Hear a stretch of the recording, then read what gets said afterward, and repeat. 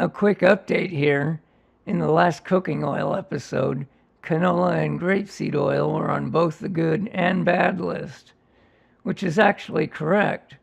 What I failed to point out is that one must read the label with them because unless it says expeller pressed, which is good, it is probably chemically extracted, which is bad.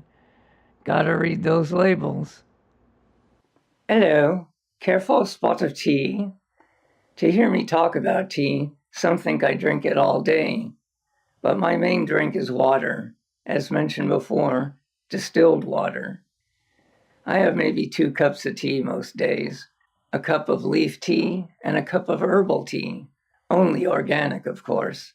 There are some tea brands that offer organic and conventional tea, but I don't support companies that will not make the full commitment.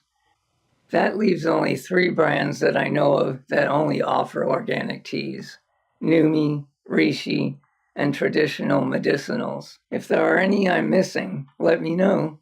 Not only are their teas organic, so are the tea bags, and they also sell loose leaf tea, if you prefer hardware infusers.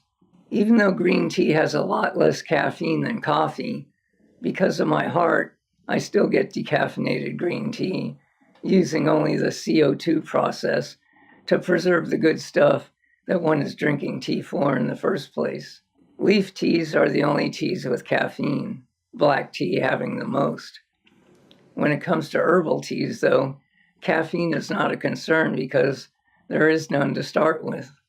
Now, of course, making tea is pretty simple, but there are some equally simple mistakes some people make, like bringing water to a full boil and scalding the life and nutrients right out of a fine, delicate tea blend.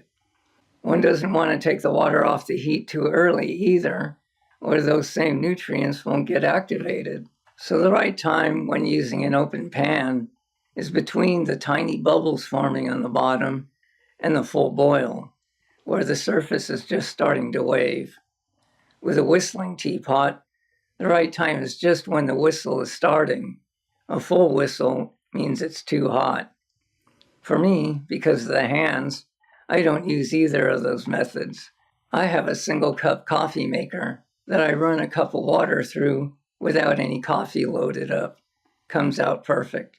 There is no general rule for how long to steep the tea, as all varieties are different. I like pouring into a glass cup because it helps one get a visual on how things are doing. I like mine just as is, but if you insist on sweetening, try to stick with raw unfiltered honey or liquid stevia. Remember, the powder in powdered stevia is artificial. A little more about the caffeine issue. As I mentioned, caffeine is bad for a bad heart. How? Caffeine causes blood vessels to constrict, and all liquids with caffeine can cause dehydration. Liquid causing dehydration, you might ask? It's a chemistry thing. All caffeine drinks are guilty of this. Have all the coffee you want if you have a healthy heart, but make sure you get plenty of water during the day, because coffee and Coca-Cola doesn't count for hydration. Speaking of coffee, I've never been big on it, and everyone knows that most decaf Javas don't cut it. But that's changing. Every now and then I love a cup of Bob Marley brand organic decaf. It's called Simmer Down.